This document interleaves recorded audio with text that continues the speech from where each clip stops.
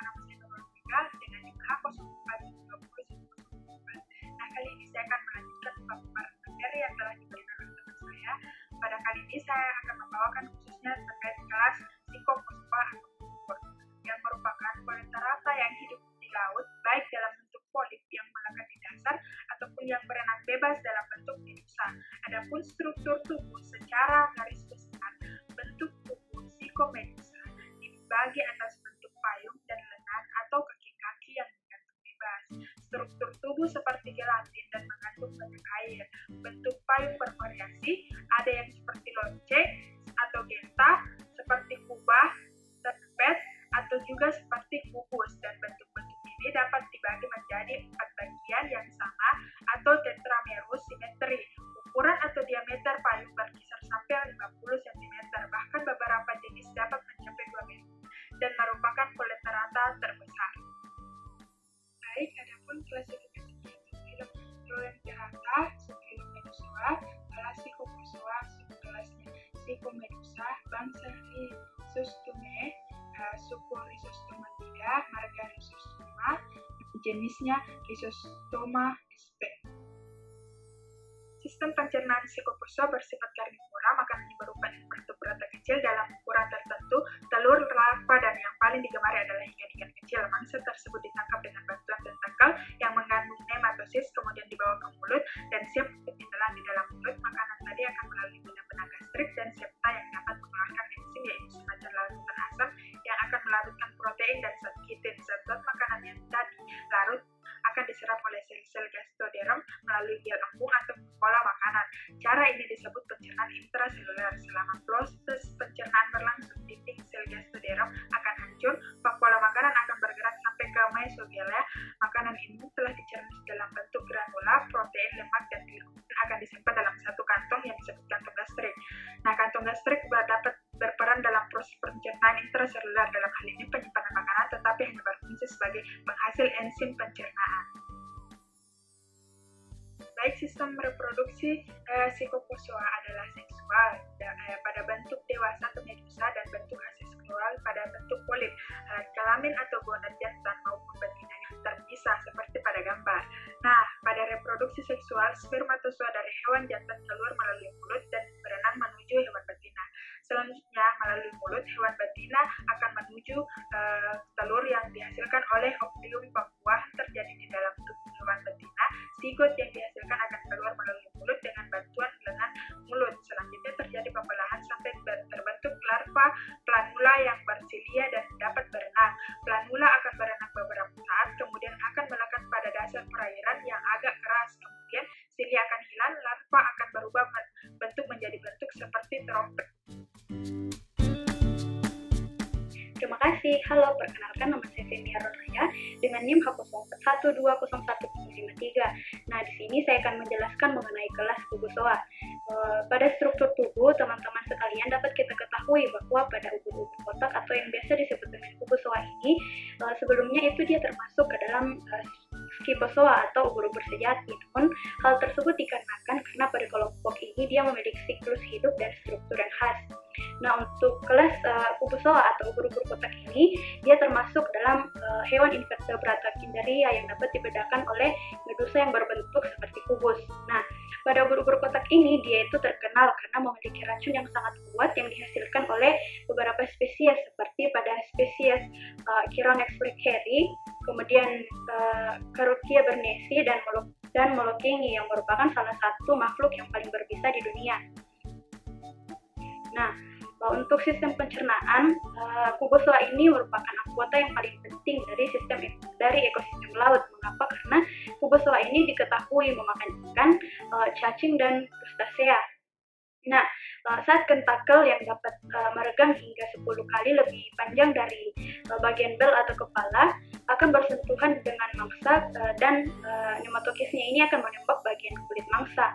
Namun, hal tersebut sedikit peneliti yang mengetahui mengenai bagaimana itu mekanisme pencernaannya karena susah untuk diteliti yang dikarenakan racunnya ini dapat mematikan dan pergerakannya ini sangat cepat, kira-kira 2 meter per detik.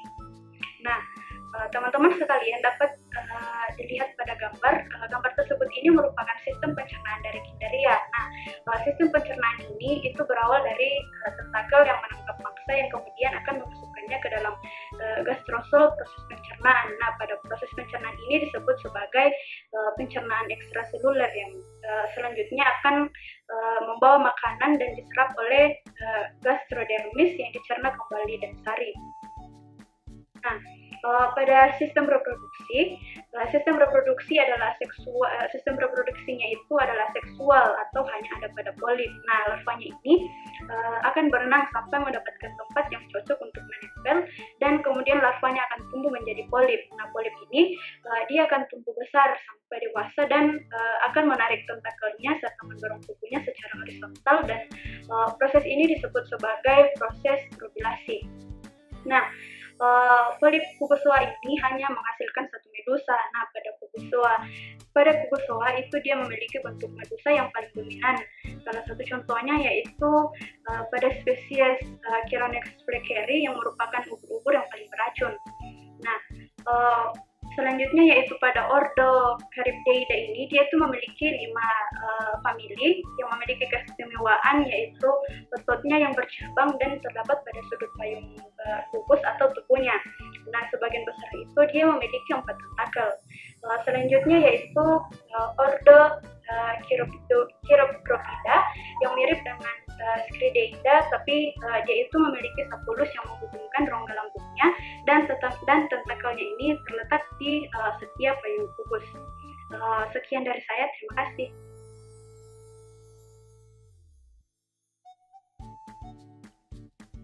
Perkenalkan, nama saya Nurudin Zajania, dan saya akan menjelaskan mengenai kelas Anthozoa. Kelas Anthozoa merupakan salah satu kelas yang terdapat pada film Coelenterata. Anthozoa berasal dari bahasa Yunani dan terdiri atas 2 kata, yaitu antho yang berarti bunga dan zoon yang artinya binatang. Jadi Anthozoa ini artinya adalah binatang yang menyerupai bunga atau hewan bunga. Di dalam kelas ini terdapat sekitar 6.100 spesies, dan hewan ini biasanya berbentuk polip dengan tidak adanya bentuk medusa. Hidupnya itu dapat soliter ataupun berkoloni. Kemudian kita akan mengetahui mengenai struktur tubuh dari Anthozoa ini. Struktur tubuh Anthozoa seperti dengan namanya memiliki bentuk menyerupai bunga dan memiliki warna yang beragam. Anthozoa ini juga memiliki tentakel dengan jumlah yang banyak, yaitu berkelipatan 8. Bangun tubuh dari Anthozoa ini yaitu simetri radial dengan panjang sekitar 5 hingga 7 cm, atau dalam bentuk yang raksasa, panjangnya dapat mencapai hingga 1 meter. Anthozoa memiliki 3 bagian utama. Yang pertama itu adalah cakram pedal atau yang disebut juga kaki. Kemudian yang kedua itu adalah scapus atau kolumna atau juga disebut sebagai batang tubuh. Dan yang ketiga adalah cakram oral atau capitulum. Anthozoa ini berbentuk silinder yang pendek. Untuk bagian ujungnya itu terdapat mulut yang berupa celah, yang di sekelilingnya itu terdapat tentakel yang mengandung nematosista. Kemudian pada ujung yang lain berupa suatu lempeng untuk melekatkan diri pada suatu permukaan. Nah, di bawah mulut ini terdapat ostomidium atau kerongkongan, yang mana di sepanjang kerongkongan atau ostomidium ini terdapat celah yang sempit bersilia yang disebut sponocleve atau suatu alat pernapasan yang paling sederhana. Kemudian di bawah ostomidium terdapat rongga gastrovaskular yang mana berupa ruang-ruang yang bersekat, yang sekatnya itu berasal dari dinding ostomidium atau kerongkongan. Nah, di bagian dinding tersebut terdapat nematosista yang dapat mengeluarkan racun untuk melumpuhkan mangsa. Proses pencernaan pada Anthozoa pertama-tama mangsa dilumpuhkan oleh nematosis, yang kemudian hasil dari pelumpuhan mangsa ini akan ditarik oleh tentakel untuk masuk ke dalam mulut. Nah, dari dalam mulut itu kemudian masuk ke dalam kerongkongan atau ostomidium, yang selanjutnya masuk ke dalam bagian rongga gastrovaskular. Nah, di dalam rongga gastrovaskular ini terjadi pencernaan secara ekstrasel dengan melibatkan enzim-enzim pencernaan. Setelah dicerna, hasil dari pencernaan tersebut kemudian akan diserap oleh gastrodermis untuk dibagikan ke seluruh tubuh. Kemudian hasil-hasil yang tidak dicerna atau partikel yang tidak tercerna itu akan dikeluarkan melalui mulut. Selanjutnya kita akan membahas mengenai proses reproduksi yang terdapat pada Anthozoa. Nah, proses reproduksi pada Anthozoa itu terdapat 2 macam, yaitu secara seksual dan secara aseksual. Yang secara aseksual ini, di mana Anthozoa itu akan menumbuhkan tunas dan melakukan fragmentasi. Kemudian secara seksual terdapat 2 macam lagi, yaitu monoecious dan dioecious. Monoecious ini merupakan hermafrodit yang mana satu individu akan dapat menghasilkan ovum dan sperma, namun tidak secara bersamaan. Kemudian pengeluaran sperma dan ovum ini dikeluarkan melalui mulut ke alam bebas, di mana di alam bebas itu akan terjadi fertilisasi membentuk zigot. Zigot ini kemudian akan membelah menjadi koloblastula. Dan koloblastula ini kemudian memasuki tahap gastrulasi untuk membentuk planula atau larva dengan rambut getar. Larva ini kemudian akan melayang-layang secara bebas untuk menemukan tempat yang sesuai untuk hidup. Jika menemukan tempat yang sesuai, maka akan melekatkan diri pada tempat tersebut dan akan tumbuh menjadi polip yang baru.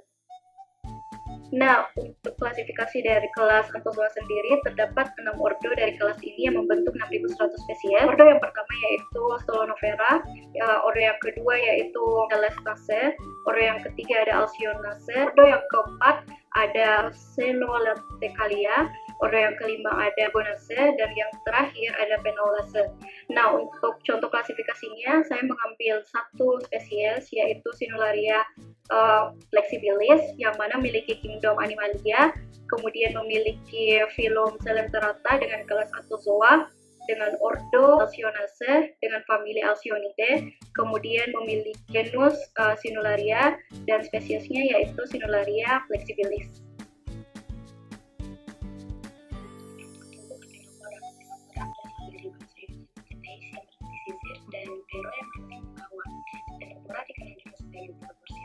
Yang merupakan filum hewan vertebrata yang hidup di perairan seluruh dunia. Nah, Ctenophora ini memiliki tubuh bulat, menonjol, bulat, dan simetris radial. Adapun salah satu keunikan dari Ctenophora, hewan ini mengeluarkan cahaya dari tubuhnya sendiri.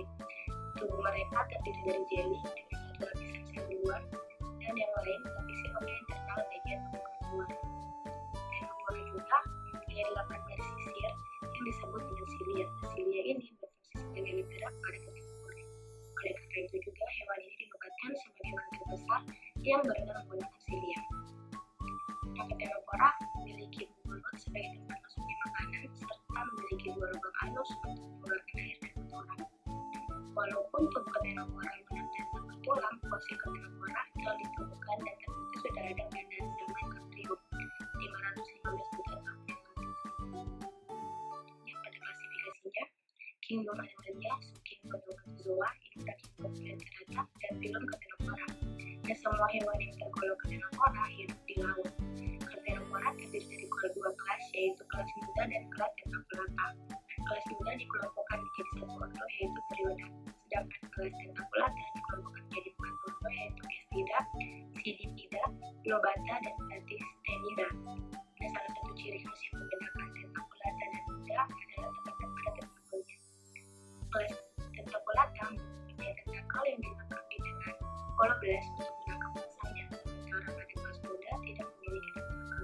Dan kelas muda menangkap mangsanya dengan membuka kembang mulutnya dengan lebar.